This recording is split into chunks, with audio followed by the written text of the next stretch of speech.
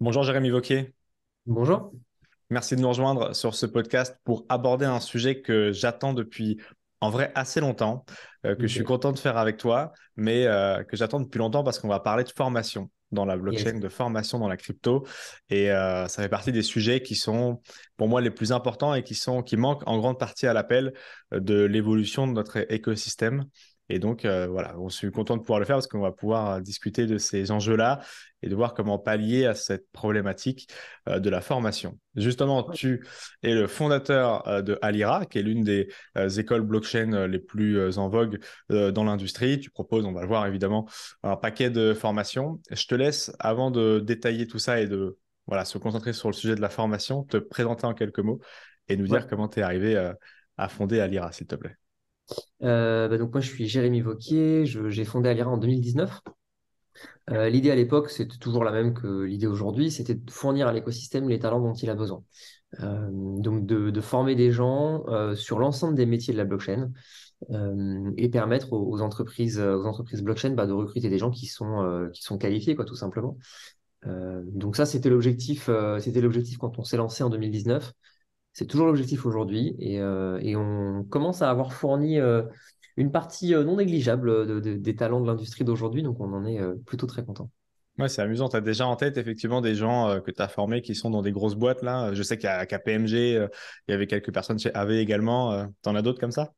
Ouais, bon, on a des gens chez Realty, par exemple, la tokenisation d'actifs aux États-Unis. On a des gens qui sont rentrés chez Consensus, chez Tezos, chez The Sandbox, chez plein de boîtes voilà, de l'écosystème, des gens qui bossent avec des différents médias. Ou des gens qui travaillent dans l'entourage de Cryptomatrix. Enfin, voilà. On a vraiment plein de gens qui sont passés par chez nous et qui maintenant participent à l'écosystème de très près, quoi. Ouais, parce qu'effectivement, on le verra encore une fois, hein, mais tu as un pléthore de formations et de canaux de formation, justement. Et en 2019, quand tu as créé Alira, il y avait un manque cruel de formation. Bon, spoiler Ouais. alert, il existe toujours ce manque cruel de formation parce que c'est toujours un temps long dans les grandes écoles ou ce genre de choses. Donc, ça a toujours une place très centrale à l'IRA avec, on vient de le dire, plusieurs verticales. À quel moment enfin, le projet entrepreneurial de former, de créer une école, c'est pas facile.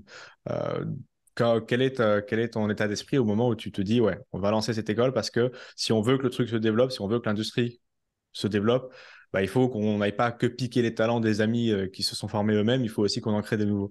C'est quoi le cheminement? Le cheminement, c'est de voir que, en fait, d'un côté, il y a des gens qui veulent se former et qui étaient très nombreux à l'époque et qui me sollicitaient. Moi, je m'occupais de formation web à l'époque pour un autre organisme qui s'appelle Simplon. Donc, je connaissais bien le secteur de la formation professionnelle et notamment en informatique. Et je vois de plus en plus de gens qui veulent se former au Web3, à la blockchain. Et de l'autre côté, je vois des boîtes qui vraiment galèrent pour recruter des gens, quoi. Donc effectivement, on peut être autodidacte. Alors, c'est de plus en plus dur parce que plus le temps passe, plus la somme des compétences rentrées sur Ethereum en 2016, c'est pas pareil que rentrer sur Ethereum aujourd'hui. Euh, mais c'est clair que le fait d'avoir une école qui a balisé le chemin, qui a des programmes qui permettent un peu étape par étape de devenir vraiment un professionnel de l'écosystème, ça fait une énorme différence, quoi, dans un parcours. Là où quelqu'un va mettre 2 ans à monter en compétences pour être opérationnel, chez nous, en 12 semaines, c'est fait, quoi. Euh, voilà. Et vous avez parlons des verticales justement pour incarner un petit peu l'école, celle qui est très connue parce que elle est portée par des personnes que tu citais, Cryptomatrix. Je sais que Mark Zeller aussi était justement l'un des intervenants. C'est la formation DeFi. Manu Red Pills aussi a été est toujours l'un des intervenants. Donc la plus connue, c'est peut-être la DeFi.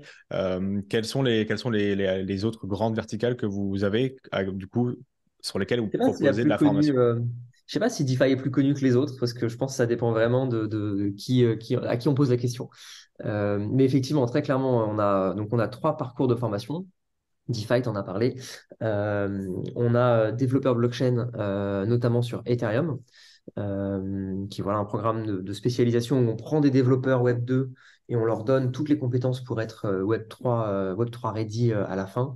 Donc, ils voient Solidity, ils voient toutes les librairies Web3.js et compagnie. Donc là, l'idée, c'est vraiment de faire des gens qui peuvent développer des applications décentralisées que ce soit des applications décentralisées qui servent ensuite à faire de la DeFi, qui servent ensuite à faire des DAO, qui servent ensuite à faire des NFT. Ça, en fait, ça les regarde, ils sauront tout faire. Dernier programme, consultant blockchain.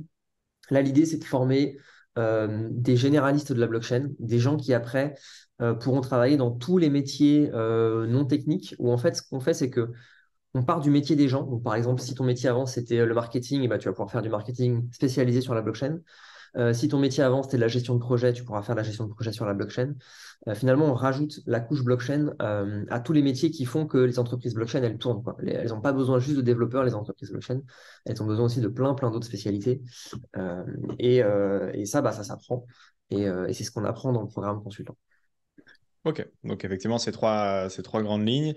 Et sur la capacité que vous avez à s'adapter, je sais qu'elle est importante. Là, je prends encore un exemple, la DeFi, mais c'est parce que là, ça va très très vite. Ça va aussi vite sur les autres, mais ça va vraiment plus vite dans la DeFi. Et sur tous les programmes, vous mettez à jour combien de fois par, je sais pas, ouais, tu rigoles déjà, An. par an, Ouais, ouais. ouais, c'est infernal. Ça va, ouais, Non, je c'est pense. infernal parce que l'écosystème évolue très vite. Donc, effectivement, les programmes, ils sont mis à jour tout le temps. Là, on a des programmes, enfin, ils sont vraiment mis à jour tout le temps. On les met à jour une fois tous les 4 à 6 mois, quoi. Euh, voilà. Et par ailleurs, chez nous, il y a une partie des programmes qui sont asynchrones. Donc, les gens regardent ça quand ils veulent. Donc, ça, on le met à jour. Et une partie des programmes qui sont en synchrone. Donc, là, ils sont en direct avec les formateurs. Donc là, il n'y a pas de débat, quoi. C'est à jour, même à la journée et à la journée près, parce que nos formateurs, ils sont très au taquet sur ce qui se passe dans l'écosystème. Ok, justement, est-ce que tu peux te mettre dans la peau d'un élève d'une des formations et nous expliquer comment ça se déroule sur ces 12 semaines? Est-ce que c'est full présentiel? Est-ce que c'est à distance? Est-ce que justement, il y a une partie, tu apprends tout seul et après tu vois ton professeur? Et est-ce qu'il y a un diplôme à la fin? Est-ce que voilà, tu peux nous mettre dans la peau de A à Z, Ouais, s'il te carrément. plaît? Donc, en gros, la vie d'un élève chez nous, c'est entre 10 et 12 heures de boulot par semaine pour être formé. C'est donc une plateforme asynchrone sur laquelle il y a tous les cours et où la personne va pouvoir se former effectivement par elle-même.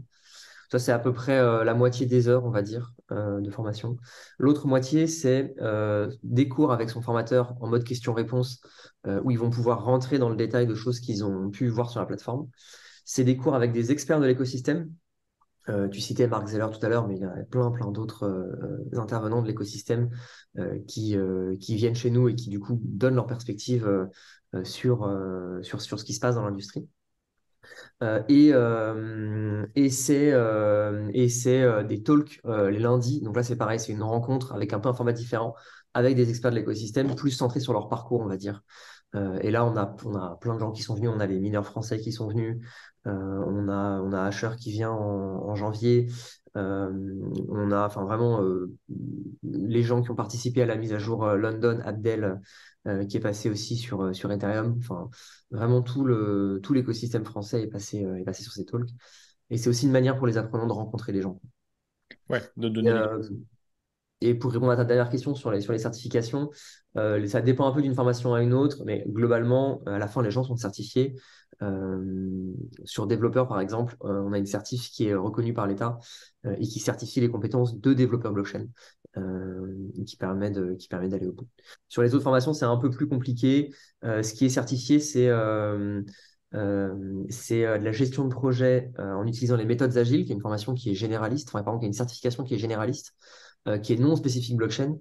Mais nous, forcément, on fait un peu une application de cette certification à la thématique blockchain, vu que c'est la spécialité de l'école, quoi. Euh, voilà un peu pour répondre sur la question de la certification. Et là aussi, tu disais du coup, il y a un peu en introduction le moment où tu as créé Alira, donc 2019, mais tu n'as pas découvert la blockchain en même temps. Je suppose que tu l'as découvert avant. Ouais. Ouais, ouais, moi, je découvre la blockchain en 2013. Ça, Ouais. ça remonte. Ça remonte, ça remonte. Je découvre la blockchain en 2013 à l'occasion À l'époque, j'étais étudiant, donc j'ai eu un cours là-dessus en fait. Ça te paraît incroyable hein, que des facs en France, enfin c'était Sciences Po, fasse un cours là-dessus, mais c'est Fabrice Epelboin qui était prof là-bas et qui nous avait fait un cours sur le Bitcoin, puisque Ethereum n'existait pas encore. Et ça m'a tout de suite marqué parce que j'étais très intéressé par les problématiques monétaires à l'époque, d'émissions, création monétaire, qui contrôle la monnaie, etc. Donc de voir qu'en fait, on était capable de créer un moyen d'échange entre les êtres humains sans passer par une entité centralisatrice, ça me paraissait vraiment incroyable et vraiment extraordinaire. Donc après, j'ai continué de m'intéresser à l'écosystème jusqu'à voilà, lancer l'école quelques années plus tard. Euh, mais ouais, et ça continue de me marquer d'ailleurs euh, cette propriété qu'a la technologie blockchain d'organiser des échanges de manière désintermédiée. Parce que, tu vois, en ce moment, on est en plein bear market. Ouais. Alors, les gens se couvrent la tête de cendres, pensent que c'est horrible, que c'est la fin de la crypto, etc. Moi, c'est mon troisième bear market. Donc, je prends ma tasse de thé et j'attends. Mais ce que je trouve marquant dans ce bear market, c'est que euh, quasiment la totalité des défaillances qu'on voit, c'est des défaillances d'acteurs centralisés. Et c'est quand même incroyable sur une technologie qui met la décentralisation au cœur de ce qu'elle propose. Le fait de ne pas faire confiance, de vérifier, le fait de détenir ses cryptos soi-même, qu'en fait, le cataclysme nous vient de la part d'acteurs qui sont centralisés et qui ont fait n'importe quoi avec les actifs des gens. Et du coup, j'ai presque envie de dire, et franchement, c'est triste, tu vois, je ne peux pas accabler, je sais que parmi les gens qui nous écoutent, il y en a forcément qui auront été impactés négativement par les différents événements qu'on a connus. Euh, mais nous, ce qu'on transmet en tout cas chez Alira, c'est ce que je vais appeler les valeurs de la blockchain, quoi. On décentralise, on vérifie, on ne confie pas à des tiers sa sécurité et surtout pas la sécurité des actifs. Et c'est ça qu'on enseigne et c'est ça qu'on veut transmettre aussi, quoi. Euh, et ça, pour moi, c'est l'opposé de se dire, allez, je laisse mes fonds sur Celsius et ça fera du rendement, ou je laisse mes fonds sur FTX et on verra ce qu'ils en font. Enfin, c'est l'exact opposé, en fait. Et tu as Donc, je pense utilisé que un c'est terme très ouais, intéressant. Tu as dit bear market. Et justement, il y a cette dichotomie entre ceux qui abandonnent et ceux qui poussent plus loin. C'est ton troisième. Tu as lancé l'école pendant le premier bear market en 2019. On était en plein dedans. ouais. Euh, c'est le meilleur moment pour se former. C'est le meilleur moment pour ceux qui veulent rester, monter en compétences. C'est vrai cet adage-là, le fameux dur Franchement, pendant le oui. bear market. Franchement, oui, parce que en gros, un bear market, ça dure entre un an et un an et demi à peu près. Grosso modo, hein, on n'est pas à 2 mois près. Euh, et le temps pour se former, alors se former purement, ça prend 3 mois, 3, 4 mois si les gens viennent chez Alira. Et ensuite, il faut le temps d'intégrer l'écosystème, de faire ses preuves, etc. Donc là, on rajoute encore 2, 3, 4 mois. Et donc, en fait, on arrive dans le moment du boom, quoi. On arrive dans le moment du boom. Et donc, ça, c'est le premier élément. Et le deuxième élément, c'est, à mon avis, le bear market, il faut en tirer les enseignements. Euh, Là, s'il y a encore des personnes qui n'ont pas compris que, en fait, euh, laisser des fonds dans les entités centralisées, c'était pas une bonne idée, bah, je ne sais pas ce qu'il leur faut de plus, quoi. Euh, et après, sur Alira et le bear market, c'est vrai que nous, on s'est lancé durant un bear market. Là, on est toujours dans un bear market. Bon, en fait, clairement, ce qu'on observe, c'est que les gens se forment comme jamais durant les bear markets. Euh, Là, on a les plus grosses promos qui ont lieu en ce moment, Ouais. au moment où je te parle, et on est en bear market. Et pareil, quand on s'est lancé, on était en bear market et ça ne nous a pas empêché de nous épanouir, quoi. Parce que la typologie des élèves que vous avez, c'est quoi? C'est des jeunes qui veulent un premier métier, la reconversion, c'est dans le cadre d'activités professionnelles que les entreprises paient aussi ou pour leurs Euh, salariés? Ouais, alors en gros, l'apprenant typique chez nous, l'apprenant typique, il a entre 25 et 45 ans, même on va dire entre 30 et 45 ans. Ok. Donc, c'est pas leur premier job en général. Euh, Maintenant, l'apprenant typique, il va être soit salarié, soit freelance, soit entrepreneur. Euh, il nous reste 15% de personnes en reconversion professionnelle, donc demandeurs d'emploi, mais c'est plus le cas majoritaire. Après, une fois qu'on a dit ça, l'apprenant le plus jeune, il va avoir 19 ans et le plus âgé, il en a 63. Donc, il y a des gens qui se forment à tout âge Ouais, et c'est cool, c'est hyper cool. Mais le gros des troupes, ils sont dans la trentaine. d'accord. Ok. Et tu me disais tout à l'heure, du coup, vous êtes en train de mettre en place une nouvelle verticale, Ouais. parce que là, il y a les trois que tu as déjà énoncées, mais parce qu'il faut mettre à jour en permanence celles qui existent et qu'il faut aussi se tenir à l'affût de celles qui émergent, vous allez vous concentrer sur tout ce qui touche au NFT. Ouais, complètement. Ouais. Donc là, l'idée, c'est de lancer un programme pour apprendre aux gens à développer et à déployer leur première collection de NFT du point de vue des développeurs, enfin du point de vue d'un développeur, parce qu'on a toujours ce petit prisme tech au sein d'Alira. Euh, donc voilà, l'idée, c'est on prend quelqu'un qui a, on va dire, des bases culturelles autour du web, autour de la techno, etc. Et on lui apprend tout ce dont il a besoin en 6 semaines pour être capable de développer et de déployer une première collection NFT. Voilà. Et donc, il est autonome sur les smart contracts. Et au niveau des smart contracts, on a décidé d'aller assez loin et d'inclure plein de choses qui sont les choses qu'on voit de manière, enfin, qui sont les plus récentes en fait sur les NFT. Je pense à tout ce qui est fusion de NFT et tout ce qui est staking de NFT. On a vu par exemple là, sur Board APO de Club, le fait qu'avec le sérum, tu puisses faire des singes mutants et tous ces trucs-là. Donc, on a inclus ces choses-là aussi dans le cours sur comment tu fais pour faire de la fusion de NFT et comment ensuite tu fais du staking de NFT. Et là, c'est pareil, ça part du constat que, en fait, la compétence développer un NFT, vraiment développer un NFT pour une collection de NFT, fait partie des compétences qui sont le plus recherchées dans l'écosystème NFT. En gros, c'est un écosystème qui est composé de trois compétences, le marketing, le graphisme art, quoi, euh, et, euh, et le développeur NFT. Et souvent, celui qui manque, c'est le développeur NFT. Euh, voilà. Donc, on a mis en place cette formation pour ça. Et justement, il y avait une question à l'époque où on faisait les premiers échanges avec Crypto, je te la repose, c'est quelle est l'envie première de celui ou celle qui vient à l'IRA? C'est ensuite de pouvoir bosser tout seul, c'est ensuite de pouvoir mieux comprendre l'écosystème, c'est d'être embauché dans une grosse boîte. Est-ce que là aussi, il y a les trois verticales qui trouvent leur réponse ou est-ce qu'il y a vraiment globalement 80% des gens qui viennent ensuite pour intégrer une entreprise du secteur? Bah, honnêtement, la majorité des gens qui viennent veulent effectivement intégrer l'écosystème d'une manière ou d'une autre, soit comme freelance, soit comme entrepreneur, soit comme salarié. Il y a aussi des gens qui viennent pour lancer leur propre projet, même certains, même si ce n'est pas le cas majoritaire, juste par intérêt pour la techno et par envie d'aller plus loin. Mais donc oui, la majorité des gens viennent pour intégrer l'écosystème d'une manière ou d'une autre, ou pour lancer un projet qui leur tient à cœur. Euh, Ça, c'est vraiment le cas majoritaire au sein de nos apprenants, quoi. Et sur l'année qui se termine gentiment, là, vous êtes à combien d'élèves en 2022 de On est formés? un peu en dessous de 1000 élèves, globalement. Ok. J'ai plus le décompte précis, mais on est autour de 800, quelque chose comme ça. Ouais, donc ça reste c'est assez énorme du coup quand même. Ouais, c'est assez énorme. On a formé un peu de monde.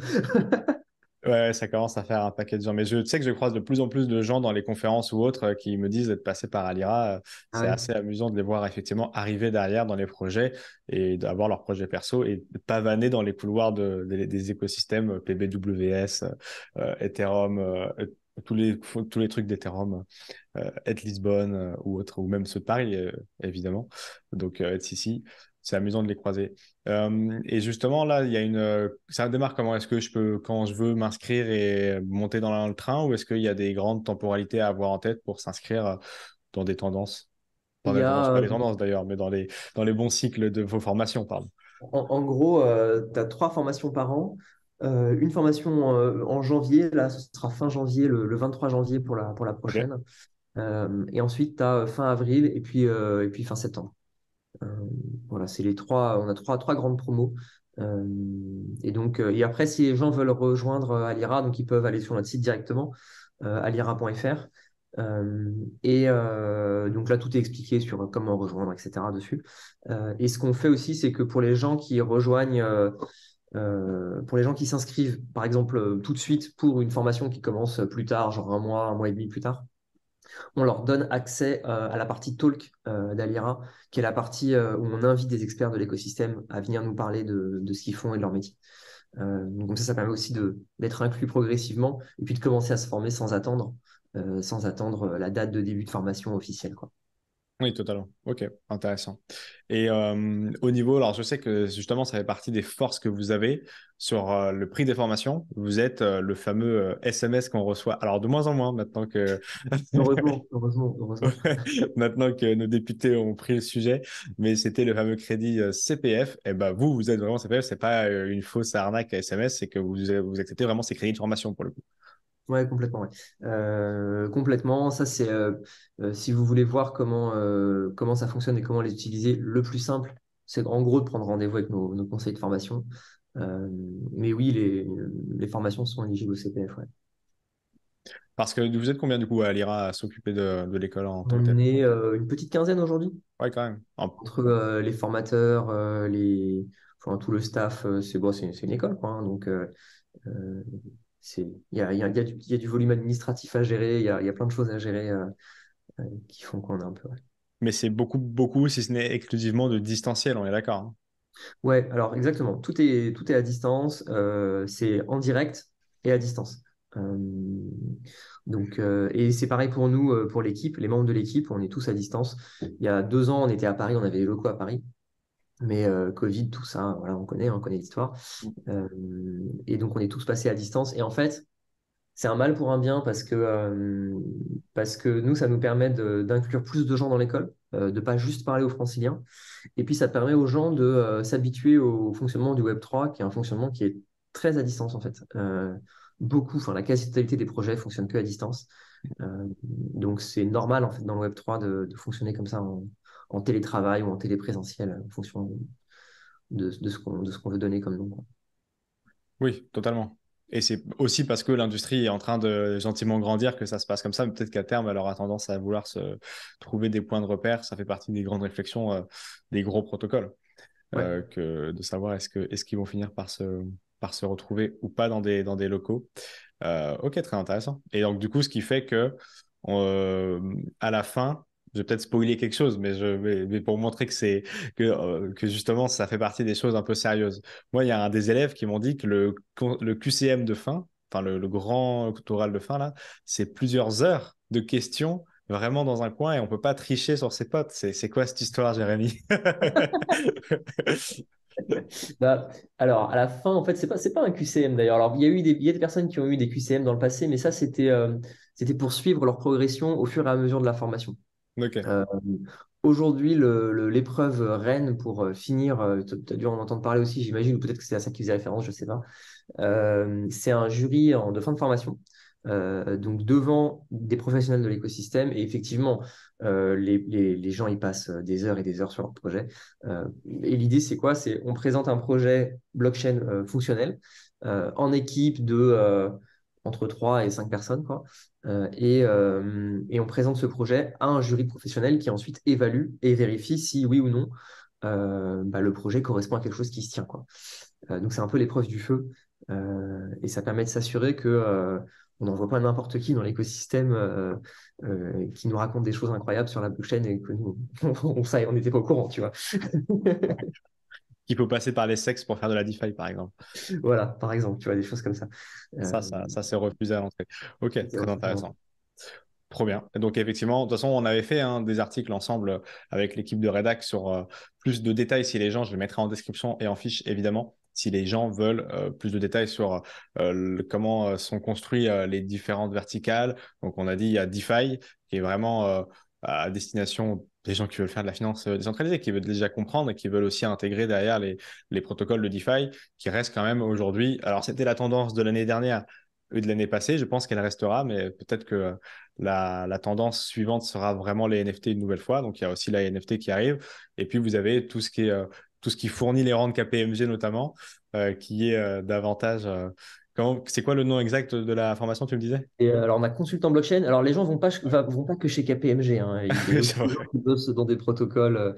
Enfin, voilà, je les ai cités tout à l'heure. Mais donc, il y a vraiment les deux. Il y a des gens qui vont vers le conseil, d'autres qui vont en direct chez des protocoles. Et donc, ça, c'est consultant blockchain. Et puis, Ouais, finalement, c'est on a consultant. des développeurs blockchain Évidemment. Ethereum pour les plus tech parmi nous. Ouais, les développeurs sur Ethereum, et c'est là où tu disais que tu as reçu Abdelhamid Bakta, qu'on connaît bien ici aussi, qui a fait le IP en partie 1559, qui nous brûle les Ethers depuis presque un an maintenant. Donc, Exactement. effectivement, Brûlez-moi tout ça. ouais, c'est ça. Faites-moi descendre la supply. T'as la double verticale avec ces gens qui viennent aussi parler de leur parcours. Merci beaucoup, Jérémy, en tout cas, de nous Merci beaucoup avoir à toi. donner toutes ces informations sur Alira. Je mets en description, encore une fois, les infos et le lien d'Alira pour ceux qui veulent s'y renseigner davantage. Et toute l'équipe de Jérémy est à votre dispo au sujet de CPF et de tout le côté administratif. Ils sont 15, c'est en partie pour ça. Alors allez les embêter. Merci beaucoup, Jérémy. Merci beaucoup à toi, Valentin. Bonne fin de journée.